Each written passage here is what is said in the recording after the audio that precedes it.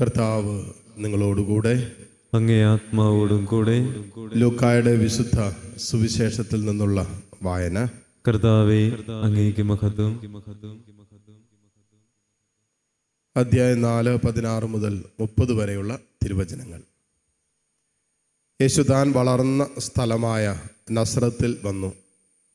പതിവ് പോലെ ഒരു സാബത്ത് ദിവസം അവൻ അവരുടെ സിനഗോഗിൽ പ്രവേശിച്ച് വായിക്കാൻ എഴുന്നേറ്റ് നിന്നു. യെശയ്യാ പ്രവാചകന്റെ പുസ്തകം അവന് നൽകപ്പെട്ടു. പുസ്തകം തുറന്നപ്പോൾ ഇപ്രകാരം എഴുതിയിരിക്കുന്നത് അവൻ കണ്ടു: കർത്താവിൻ്റെ ആത്മാവ് എൻ്റെ മേലുണ്ട്. ദരിദ്രരെ സുവിശേഷം അറിയിക്കാൻ അവിടുന്ന് എന്നെ അഭിഷേകം ചെയ്തിരിക്കുന്നു. ബന്ധിതർക്ക് മോചനവും, അന്ധർക്ക് കാഴ്ചയും, അടിച്ചമർത്തപ്പെട്ടവർക്ക് സ്വാതന്ത്ര്യവും, കർത്താവിന് സ്വീകാര്യമായ വത്സരവും പ്രഖ്യാപിക്കുവാൻ അവിടുന്ന് എന്നെ അയച്ചിരിക്കുന്നു. പുസ്തകം അടച്ച് ശുശ്രൂഷകനെ ഏൽപ്പിച്ചതിന് ശേഷം അവൻ ഇരുന്നു. സിനഗോഗിലുണ്ടായിരുന്ന എല്ലാവരും അവനെ ഉറ്റുനോക്കിക്കൊണ്ടിരുന്നു. അവൻ അവരോട് പറയാൻ തുടങ്ങി: നിങ്ങൾ കേട്ടുകൊണ്ടിരിക്കെ തന്നെ ഈ തിരുവെഴുത്ത് നിറവേറിയിരിക്കുന്നു. എല്ലാവരും അവനെപ്പറ്റി പ്രശംസിച്ച് പറയുകയും അവൻ്റെ നാവിൽ നിന്ന് പുറപ്പെട്ട കൃപാവചസ്സുകൾ കേട്ട് അത്ഭുതപ്പെടുകയും ചെയ്തു. ഇവൻ ജോസഫിൻ്റെ മകനല്ലേ എന്ന് അവർ ചോദിച്ചു. അവൻ അവരോട് പറഞ്ഞു: വൈദ്യ, നിന്നെ തന്നെ സുഖപ്പെടുത്തുക എന്ന ചൊല്ല് ഉദ്ധരിച്ചുകൊണ്ട് തീർച്ചയായും നിങ്ങൾ എന്നോട്, കഫർനാമിൽ നീ ചെയ്ത അത്ഭുതങ്ങൾ ഇവിടെ നിന്റെ സ്വന്തം സ്ഥലത്തും ചെയ്യുക എന്ന് പറയും. എന്നാൽ സത്യമായി ഞാൻ നിങ്ങളോട് പറയുന്നു, ഒരു പ്രവാചകനും സ്വന്തം ദേശത്ത് സ്വീകരിക്കപ്പെടുന്നില്ല. സത്യമായി ഞാൻ നിങ്ങളോട് പറയുന്നു, ഏലിയ പ്രവാചകന്റെ കാലത്ത് ഇസ്രായേലിൽ അനേകം വിധവകളുണ്ടായിരുന്നു. അന്ന് 3 വർഷവും 6 മാസവും ആകാശം അടയ്ക്കപ്പെടുകയും ഭൂമിയിലെങ്ങും രൂക്ഷമായ ക്ഷാമമുണ്ടാവുകയും ചെയ്തു. എന്നാൽ സീദോനിൽ സറപ്തായിലെ ഒരു വിധവയുടെ അടുത്തേക്കല്ലാതെ മറ്റാരുടെ അടുക്കിലേക്കും ഏലിയ അയക്കപ്പെട്ടില്ല.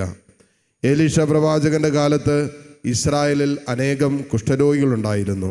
എന്നാൽ അവരിൽ സിറിയാക്കാരനായ നാമാനല്ലാതെ മറ്റാരും സുഖമാക്കപ്പെട്ടില്ല.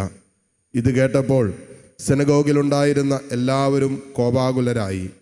അവർ അവനെ പട്ടണത്തിൽ നിന്നും പുറത്താക്കുകയും തങ്ങളുടെ പട്ടണം സ്ഥിതി ചെയ്യുന്ന മലയുടെ ശൃംഗത്തിൽ നിന്നും താഴേക്ക് തള്ളിയിടാനായി കൊണ്ടുപോവുകയും ചെയ്തു. എന്നാൽ അവൻ അവരുടെ ഇടയിലൂടെ നടന്ന് അവിടം വിട്ടുപോയി. കർത്താവിൻ്റെ സുവിശേഷം. ക്രിസ്തുവേ, അങ്ങേക്ക് സ്തുതി.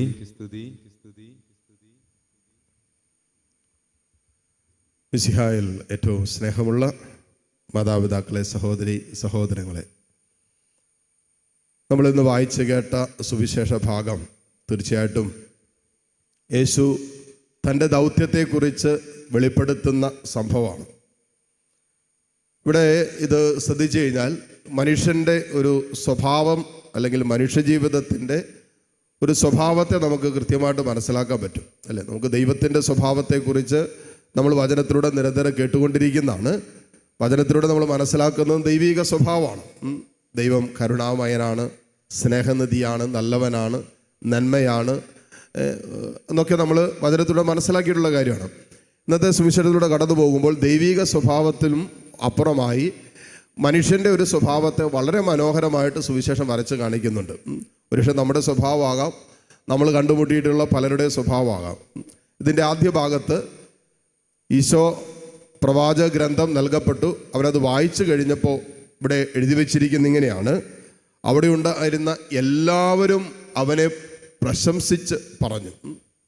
കൂടിയിരുന്ന എല്ലാവരും യേശുവിനെ പ്രശംസിച്ച് സംസാരിക്കാൻ തുടങ്ങി, നല്ല വാക്ക് പറയാൻ തുടങ്ങി. അയ്യോ, അവൻ്റെ അധരങ്ങളിലൂടെ വന്നതും അവനിലൂടെ പ്രഘോഷിക്കപ്പെട്ടതൊക്കെ കേട്ട് യേശുവിനെ കുറിച്ച് വളരെ മനോഹരമായിട്ട് സംസാരിക്കാൻ തുടങ്ങി.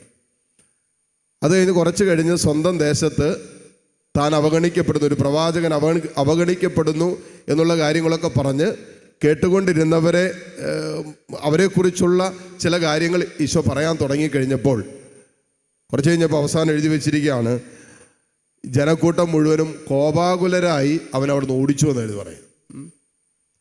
തൊട്ടു മുമ്പ് പ്രശംസിച്ച ജനം, കൂട്ടായ്മ കുറച്ച് സമയം കഴിഞ്ഞപ്പോൾ തന്നെ അവനെതിരെ തിരിഞ്ഞു.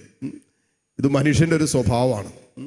ഇത് മനസ്സിലാക്കിയാലുണ്ടല്ലോ നമുക്ക് കുറേ സൗഖ്യം കിട്ടും, മനസ്സിന് കുറേ സൗഖ്യം കിട്ടും. അല്ലെങ്കിൽ നമ്മൾ ഒരു അയ്യോ ഇത്രയും നാൾ എന്നെക്കുറിച്ച് നല്ലത് പറഞ്ഞവൻ, ഇത്രയും നാൾ സ്നേഹത്തിൽ ചേർന്ന് നിന്നവൻ, അവൻ എന്തുകൊണ്ടാണ് പെട്ടെന്ന് എനിക്കെതിരെ തിരിഞ്ഞ് എന്നെക്കുറിച്ച് ഇങ്ങനെയൊക്കെ പറയുന്നത്, ഞാൻ ചിന്തിച്ചിട്ടും ആലോചിച്ചിട്ടില്ലാത്ത കാര്യങ്ങളൊക്കെ പറയുന്നത് എന്നുള്ളൊരു ആശങ്ക പലരെയും ജീവിതത്തെ അസ്വസ്ഥപ്പെടുത്തുന്നുണ്ട്.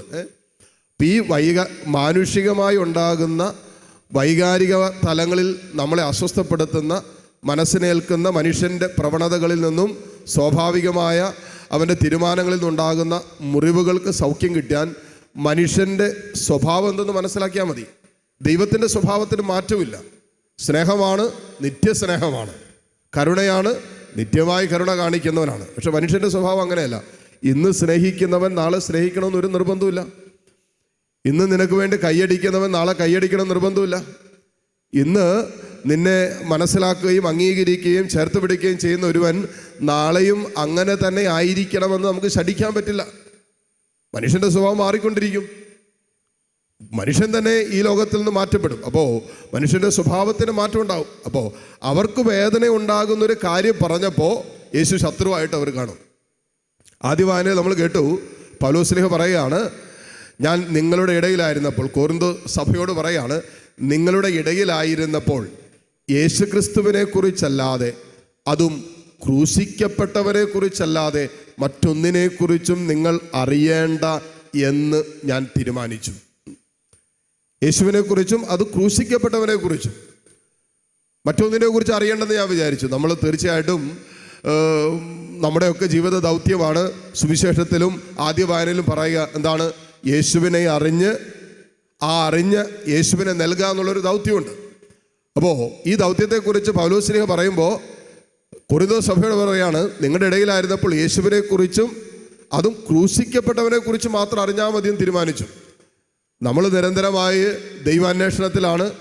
യേശുവിനെ അറിയാൻ, കൂടുതലായി അറിയാൻ, അനുഭവിക്കാൻ വചനം വായിക്കുകയും കൗദാശിക ജീവിതത്തിലൂടെയൊക്കെ നമ്മൾ കടന്നു പോവുകയും ചെയ്യുന്നുണ്ട്. അങ്ങനെ കർത്താവിനെ നമ്മൾ കണ്ടുമുട്ടുന്നുണ്ട്. പക്ഷേ യേശുക്രിസ്തുവിനെ കണ്ടുമുട്ടുന്ന കർത്താവിനെ കാൽവരി കുരിശിൽ കണ്ടുമുട്ടുമ്പോൾ അത് സ്വീകരിക്കാൻ, ആ യേശുവിനെ ഫോളോ ചെയ്യാൻ നമുക്ക് അല്പം ബുദ്ധിമുട്ടാണ്. സുവിശേഷങ്ങളിൽ ആദ്യ ഭാഗങ്ങളിൽ രേഖപ്പെടുത്തിയിരിക്കുന്ന യേശുവിനെ സ്വീകരിക്കാൻ എളുപ്പമാണ്. കാരണം എന്താ? അത് അത്ഭുതങ്ങളെക്കുറിച്ചാണ് പറഞ്ഞു വെച്ചിരിക്കുന്നത്. യേശുവിലൂടെ പൂർത്തീകരിക്കപ്പെട്ട അടയാളങ്ങൾ, അത്ഭുതങ്ങളൊക്കെ പറഞ്ഞിട്ട് സുവിശേഷങ്ങളുടെ ആദ്യ ഭാഗം പകുതി കഴിഞ്ഞു കഴിയുമ്പോഴാണ് അവൻ്റെ പീഡാസഹനത്തെക്കുറിച്ചും കുരിശുമരണത്തെക്കുറിച്ചൊക്കെ പ്രതിപാദിക്കുന്നത്. അപ്പം ആദ്യ ഭാഗം നമുക്ക് കംഫർട്ടബിളാണ്, കുഴപ്പമില്ല. പക്ഷേ ക്രൂശിക്കപ്പെട്ടവരെ കുറിച്ചും കുരിശിൽ എനിക്ക് വേണ്ടി മരിച്ചവനെ കുറിച്ചും സഹിച്ച ക്രിസ്തുവിനെ കുറിച്ച് പറയുമ്പോൾ സ്വീകരിക്കാൻ നമുക്ക് അല്പം ബുദ്ധിമുട്ട്. ആ ഈശോയെ ഫോളോ ചെയ്യാൻ നമുക്ക് ബുദ്ധിമുട്ടാണ്. അതിനാണ് സുവിശേഷത്തിലും കാണുന്നത്. ഈശോ അവരുടെ ജീവിതവുമായി ബന്ധപ്പെട്ട് ചില വിഷയങ്ങളൊക്കെ പറയാൻ തുടങ്ങിയപ്പോൾ അവർക്ക് സ്വീകാര്യമല്ലാതായി തീർന്നു. നമ്മളും ഈശോയൊക്കെ ഫോളോ ചെയ്യും, അനുഗമിക്കും, മനസ്സിലാക്കാൻ ശ്രമിക്കും, അറിയാൻ ശ്രമിക്കും. പക്ഷേ കുരിശിൽ യേശുവിനെ കണ്ടുമുട്ടുമ്പോൾ ക്രൂശിതനായ കർത്താവിനെ സ്വീകരിക്കാൻ നമ്മൾ എത്രമാത്രം തയ്യാറാണെന്നുള്ളതാണ് യഥാർത്ഥ ജീവിതത്തിൻ്റെ, ക്രിസ്തീയ ജീവിതത്തിൻ്റെ വെല്ലുവിളി. അതിലേക്ക് എത്തുമ്പോൾ നമ്മളെങ്ങനെയാണെന്നറിയാമോ? നമ്മൾ വളരെ നമ്മുടേതായ രീതിയിലൊക്കെ പുറകോട്ട് പോകാനും സഹനങ്ങൾ എങ്ങനെ ഒഴിവാക്കാം, സഹനങ്ങളില്ലാതെ എങ്ങനെ ജീവിക്കാം എന്നൊക്കെയാണ് നമ്മൾ ആലോചിച്ചുകൊണ്ടിരിക്കുന്നത്. അപ്പോൾ ക്രൂശിതനായ കർത്താവിനെ അനുഗമിക്കുക എന്ന് പറഞ്ഞാൽ മാനുഷികമായ തലത്തിൽ നമുക്ക് അല്പം ബുദ്ധിമുട്ടുണ്ട്. അതിനാണ് കൃപ വേണമെന്ന് പറയുന്നത്. മാനുഷികമായി ചിന്തിക്കുമ്പോൾ സഹിക്കാൻ നമ്മൾ എത്ര പേര് തയ്യാറാകും?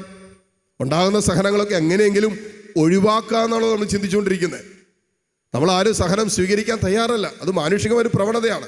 ആ പ്രവണതകൾക്കും മീതെ പൗലോസ്ലീഹ പറയാണ്, ക്രൂശിക്കപ്പെട്ടവരെ കുറിച്ചല്ലാതെ, എനിക്കും നിനക്കും വേണ്ടി കുരിശിൽ മരിച്ചവരെ കുറിച്ചല്ലാതെ എന്ന് പറഞ്ഞാൽ എനിക്കും നിനക്കും വേണ്ടി കുരിശുമരണത്തോളം സഹിച്ചവനെ കുറിച്ച്, ജീവിതം കൊണ്ട് സഹിച്ചവനെ കുറിച്ചാണ് നിങ്ങളുടെ ഇടയിലായപ്പോൾ പ്രഘോഷിക്കാൻ ഞാൻ ഉദ്ദേശിച്ചത്. മറ്റൊന്നും പറയേണ്ടെന്നും മറ്റൊന്നും നിങ്ങൾ അറിയേണ്ട എന്നും ഞാൻ തീരുമാനിച്ചുവെന്ന പൗലോസ്ലീഹ പറയുക. അപ്പോൾ ക്രൂശിതനായ കർത്താവിനെ കുരിശിൽ കണ്ടുമുട്ടുമ്പോൾ ആ ക്രൂശിതനായ കർത്താവിനെ സ്വീകരിക്കാനും അവനെ അനുഗമിക്കാനും തയ്യാറാണോ എന്നുള്ളതാണ് ഇന്നത്തെ വായനകൾ നമ്മുടെ മുമ്പിൽ വയ്ക്കുന്ന വെല്ലുവിളി. അത്ഭുതങ്ങളുടെ രാജാവായ ക്രിസ്തുവിനെ അനുഗമിക്കാൻ എന്നും എക്കാലവും എളുപ്പമാണ്. പക്ഷേ ക്രൂശിക്കപ്പെട്ട ക്രിസ്തുവിൻ്റെ പിന്നാലെ പോകാനുള്ള ഒരു വിളിയാണ് ഓരോ ക്രിസ്ത്യാനിയും ജീവിതത്തിൽ ഏറ്റെടുത്തിരിക്കുന്നതും സ്വന്തമാക്കിയിരിക്കുന്നതും.